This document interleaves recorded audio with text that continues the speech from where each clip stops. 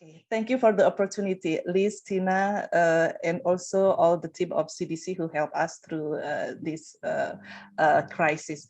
So I would like to start with introducing Mavindo, and then after that I will share about a small details about Indonesia, just to give you overview about the challenge that we have to overcome during this pandemic, and also our challenge ahead. Addressing the key concept and how we try to apply all those concepts, which is new for us, but actually in terms of doing the job, actually this is not really new for us. Okay, I would like to start with Mavindo, my organization. Well, actually, we start in 2016 from a small group in social media, in Facebook, to discuss the misinformation that hell crazy in our country aftermath the presidential election. So it started with discussing political issue, misinformation or disinformation about political issue. But as time goes by, we found more and more disinformation regarding, for example, disaster, scammer, also sometimes about food, nutrition, and health issue as well. Well, volunteerism is our spirit. We try to maintain also the core principle of Mavindo, which is we are non-profit organization. We run our organization based on crowdfunding and crowdsourcing. We remain independent right until now. We don't receive any fund for the government, and we remain to do so because by that way we can remain neutral. So most of our donation comes from crowdfunding and also from other collaboration with other organization. Of course, we working in collaborative with a government agency, but we remain receive no fund from them. This is also become the principle of Mavindo. We do believe that society problems such as hoaxes is the our term for misinformation or disinformation. We do believe that society's problems should be fixed by ourselves, by the society itself. We try to avoid legal actions because too much energy, too much effort, and too much problems regarding misinformation cannot be overcome just handled by legal action. And also the social cost of any legal action is for multicultural society like Indonesia is too much. And then we try to avoid government intervention as much as possible, just to remain neutral. In our effort to discussing or to expressing or to publish debunking hoaxes that we do, we also trying to maintain freedom of speech, freedom of expression, and also we promote self-censorship. Of course, part of the program in our organization is targeted to empower people to fight against misinformation or disinformation in the society. So what we do is trying to contribute in the society by creating a healthy ecosystem in communication and information. Our activities are ranging from fact-checking. We're doing also public campaign to promote fact-checking and to promote the importance of critical thinking in receiving any information. We do public education, collaborate with schools, campuses, also with other community as well to support literacy movement. We are part of the national literacy movement in Indonesia. And also we develop tools, apps, curriculum, educational materials in the forms of books, videos, podcasts. Also we build chatbots, particularly during this pandemic, because lots of the questions that asked by us to validate about the information is during the pandemic is regarding the issue of infodemic. And also we have a website to support our mission. In the website, we deliver material. We also have an archive of hoaxes that or misinformation that already debunked by our fact checkers. We understand that our position in the country is in the middle of every stakeholder, because the problem of misinformation and disinformation clearly the problem of everybody. So what we're trying to do is creating hubs to enhance the atmosphere of fact-checking. For example, we are not journalists, of course, we are not a media organization, but we work with media association to enhance the and to harnessing them to supporting good journalism by creating fact-checking atmosphere. So you can see here some of our activities in several campus. Here also our volunteers during Car-Free Day, usually at the end of the week, they go to the street and talking to people with whatever campaign material that they can do. And in the middle, this is our Gerald Naladat. This is Hari Sufehmi. He's the one who one of the founder of Mafindo, or Gerald Naladat in Wafindo. This is our achievement so far, starting in 2016 as a group in social media. Right now, we established as an organization, we grow. Right now, we have grown to 23 branches. It will be 25 at the end of this year. We have more than 1,000 registered members. Half of the members are actively supporting our regular activities. Others join us in several campaigns. We have 9 members of Presidium. I'm one of the Presidium. We have 4 members of advisory board, 1 operational director. We have 5 senior fact checkers and 1 specialist. Also, we have dozens of junior fact checkers. They are mostly students from several campuses who agreed to join the forces with us. Along the courses,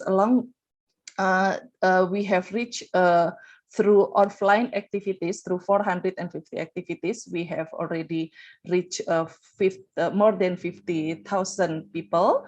Of course, during this pandemic, we have to adapt with the new situation. Usually we do workshops in offline mode, or we do public campaign by going to the streets, going to some public spaces, but it's impossible to do that right now. So we have to adapt with the situation, and it is very amazing that during this situation, we can amplify our reach to nearly 900,000 people online. We targeted and we can reach educators, young people, students, housewives, public in general, more than, this data is from last month. So this month, I think we already reached more than 1,400 activities. Our volunteers comprises all segments of the society. We have educators, clerics, employees, entrepreneurs, even housewives. Housewives is very militant in doing their action. They are part of our top leaders. Civil officer, army students, retired officer. Even we have taxi motorcycle drivers who agree to be part of this journey. Of course, we have also members from journalists or media personnel, even doctors and healthcare workers, and it poses very valuable for us. So perhaps you think that what we do is a lot, but not a lot actually, because we pose with a challenge in Indonesia. Now I would like to share the small details about Indonesia. You know that we are a very high population. We are a most populated country, the 4th in the world. We have 274 million people right now. 73.7% is internet users, so it more than 200 million are internet user. We have additional 27 million internet user during this pandemic, and because everything right now have to do online through the internet, the average daily time user of use of internet is rising high, nearly 9 hours in a day. Most of the most people accessing internet through mobile phone, more than 96%. The social media is very popular. 170 million people are part of the active social media user in Indonesia. On average, daily time for using social media is more than 3 hours. And yeah, YouTube is very popular in Indonesia, also #1, followed by WhatsApp, Instagram, and Facebook. Regarding the Twitter, the number of the user reach as high as 60%. And why I put TikTok here, because it is the most download apps right now in Indonesia, very popular. Though I'm not a TikToker, but I follow. I like to see how people spending time so fun in TikTok. But also we do aware that there is so many disinformation right now in the TikTok. Okay, so with this high profile of internet users, sadly, it's not correspond with the level of digital literacy index. So this is the profile of National Digital Literacy Index of Indonesia. The index is 3.47. From the highest number is 4. This is still, we consider it as a moderate. The National Digital Literacy Index is comprises of 4 sub-index: information and data literacy, communication and collaboration, safety and technology competence. Sadly enough, the competency or the ability to verify information lies in this sub-index, information and data literacy, which is the lowest among other sub-index. So you can see that we have a great problem here. We have high internet penetration, but on the other hand, the ability to verify information or to critically evaluating the information and comprehending message is the lowest here.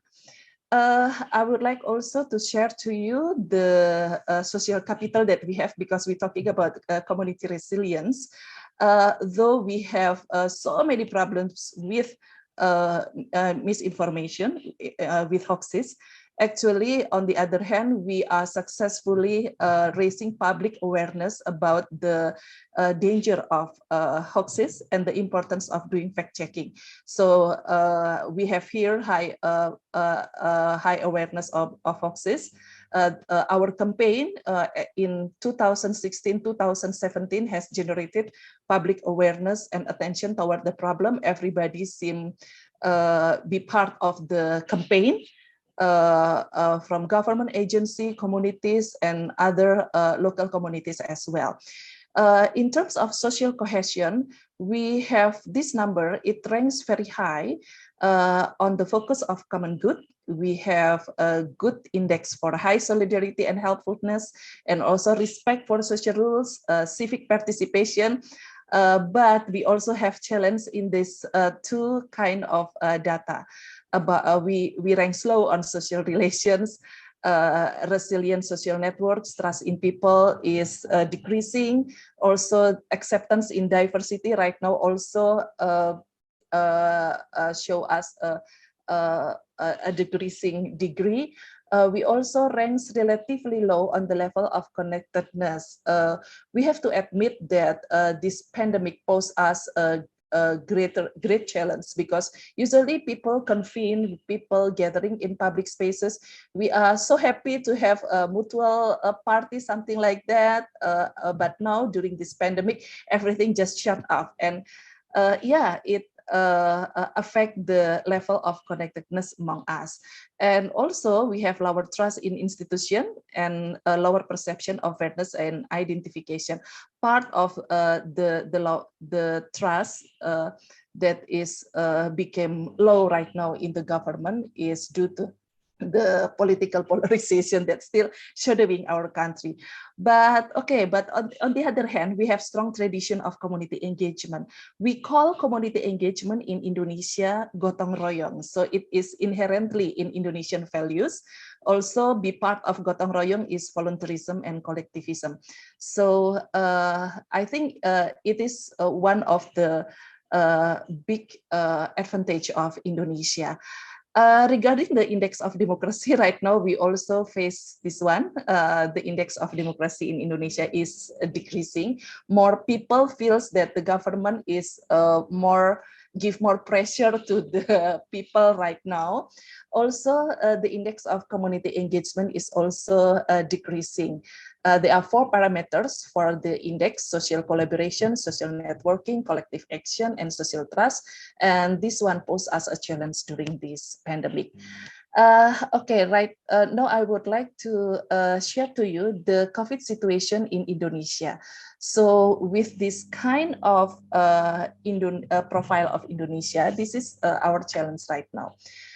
Indonesia right now, after we make a big headlines actually a couple months ago about February to I think August, when after India and then Indonesia making the headlines all over the world, we try to overcome this, and right now this is our profile. We can conquer that a little bit, but of course we have to be aware with the next wave upcoming weeks, especially in the upcoming holiday. This is our vaccination data. This is the target of vaccination, about 208 million shots. The first shot, surprisingly, first shot we have reached 66%. For the second shot right now, 45%. And this is the third shot, which is particularly targeted the healthcare workers and the sporting team for healthcare workers. We still had a problem in engaging elderly. The number of elderly who is vaccinated is still low, but overall this number is more than the WHO recommendation. So what about the infodemic in Indonesia? We do monitoring hoaxes or misinformation that spread in Indonesia every month. We have also digital listening report that I will share to you after this. But I would like to share this fact that during February to July this year, during the Delta variant season in Indonesia, there are 3 fatal hoaxes. We observed these three fatal hoaxes affected greatly the people, and it makes people when they believe in it, they don't want to follow the health procedure, the protocol of COVID-19, and it causes death. The first hoaxes is that COVID-19 is similar with influenza, so it makes people when they have the symptom of COVID-19, they didn't want to go to the health institution or taking health measure. What they do is trying to look for their own medicine. And also another hoaxes or misinformation that is fatal is that hospitals are deliberately mislabel patient as COVID-19 infection for money, for getting profit, for scamming. And also this kind of hoaxes is still getting around about post-vaccination incidents. So after they get vaccinated, people will face with high risk, ill, paralyzed, death, sick, something like that. So this kind of hoaxes that prove fatal during Delta variant season, and it is also still became our attention right now. Okay, so I will move right now to the key concept that should be addressing in this session. We're talking about community resilience, social inoculation, and pre-banking. So we have that challenge. We have Indonesia also have that kind of profile, but anyway, to overcome that situation, that problems, we have to build community resilience. We do believe that community resilience is comprising with many factors. Misinformation just one of the factors that can strengthening when we can countering misinformation, we can build more stronger resilience for the community. So that is the part of what Mavindo tried to do during the years. We try to, there are four concepts here: resilience, countering misinformation, debunking, providing corrective information. This is what our fact checkers do. And then social inoculation as the way to overcome the challenge.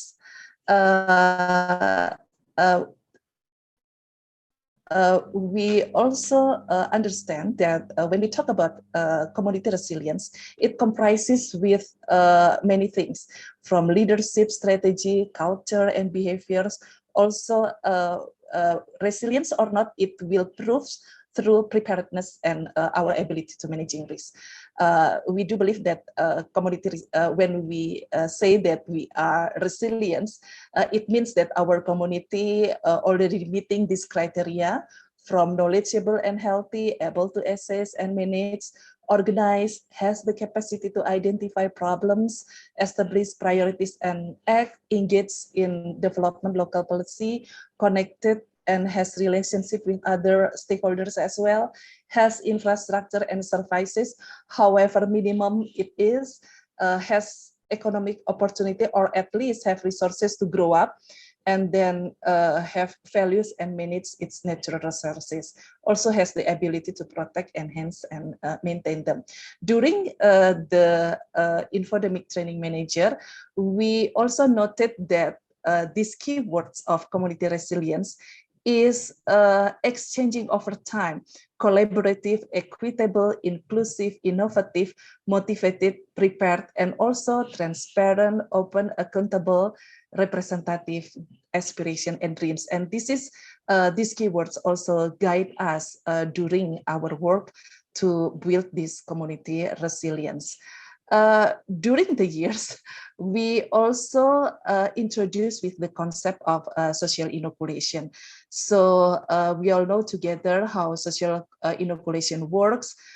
It works by trying to identify the problems, deconstructing arguments, and trying to immunize people, vaccinated people, with the vaccine that needed to overcome the challenge. So we're talking about a virus that virus that originated from misinformation or disinformation. So the concept of social inoculation is applies here. We try to inject people, give people with immunity to face the another challenge that will come to them once the ecosystem is contaminated with the misinformation or disinformation that we assume as the virus. So this is how social inoculation works. Actually, in 2017, when Mavindo gathered for national gatherings, we already have this roadmap. So the concept of inoculation is not something new for us. This is Mavindo roadmap at that time and still applies to our work right now. So we have this virus, hoaxes or misinformation or disinformation became the virus. We need antivirus to block the virus so it doesn't contaminate or infected other areas or other healthy parts of the body of the society. So this is what our Hoaxbuster doing. They try to do digital surveillance to spot the contaminated area, to spot the hoaxes or misinformation, and trying to debunk it or trying to share the debunking result to block that virus. Of course, another social unit also work here for law enforcement, restorative justice, and something like that. And in the long term, we need vaccine to vaccinate the society. So we assume that all forms of literacy, anything that can boost people to critically thinking in receiving information is part of this vaccine. It can be digital literacy, it can be information or media literacy, all works well as the vaccine for the inoculation model. Okay, but what is the difference between past year and right now? So at first we apply debunking as our work to apply this inoculation. So what we do is like firefighters. We saw the hoaxes, okay, that is the fire, we have to extinguish the fire. And over time, we always do something like that. It makes us tired because along the years, the hoaxes is always come in every occasion, not just during the pandemic, but in political instances, something like that. So this debunking, although it's important and become our core job, actually it's tiresome. So comes the idea of pre-banking or preemptive banking. So we see that this pre-banking, if combined with this debunking, will help us a lot. See, the characteristic of misinformation is actually the same. They have similar narratives. They originated with some kind of stories, and then it twisted. It became it evolved in some stories, some communities, and modified in some ways. It's always the same.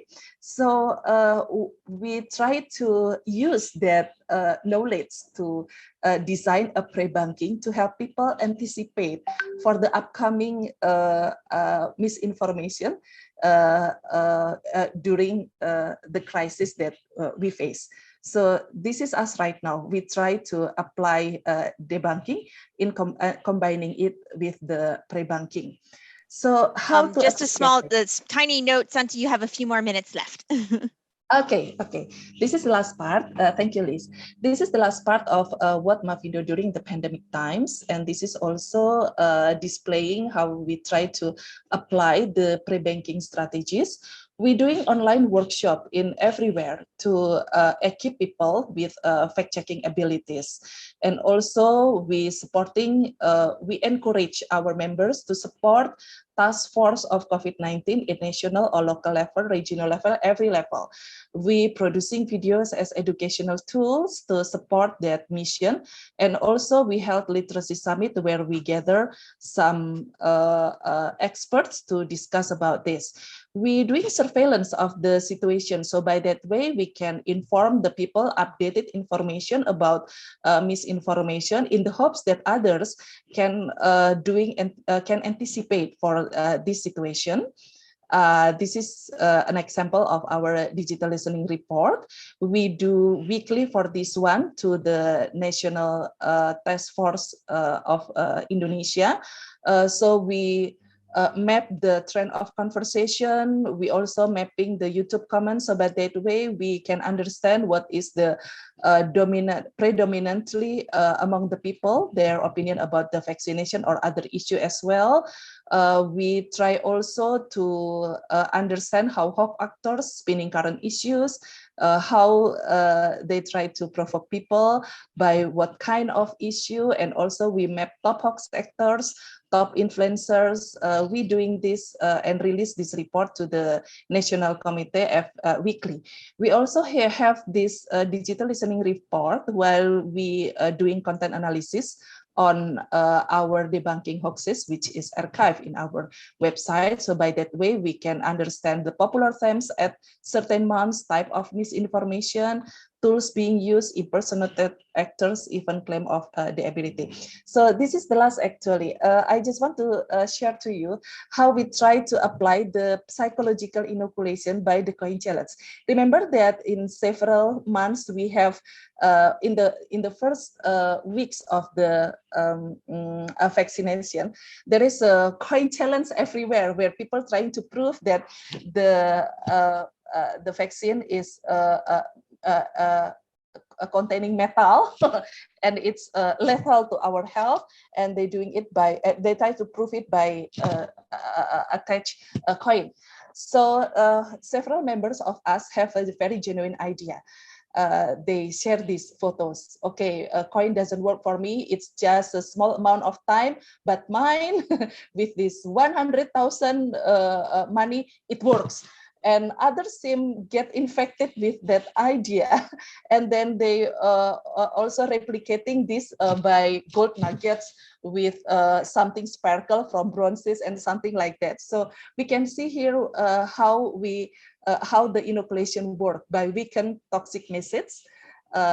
Here, misinformation on coin is the weakened toxic message. A coin challenge is refuted by the coin challenge. People love that idea because it works best by humor. So this is an example of a successful the coin challenge. Okay, this is about how we try to also organizing community. See, when we talk about community resilience, we cannot access the people at the first weeks of the pandemic because people just very overwhelming with the situation, and they think more about how to support the family. At that time, imagine if we go to them and talking about, okay, we want to share to you about infodemic, blah, blah, blah, they won't accept us. So what we do is being part of this community activities called Cantelan. This is happening in all over Indonesia. We provide raw foods for the needy, the poor one, and we attach it. Everybody can take it as long as they need it. And during this session, our volunteers going to the people and talking about the infodemic, the misinformation, something like that, in a very casual way, and it works.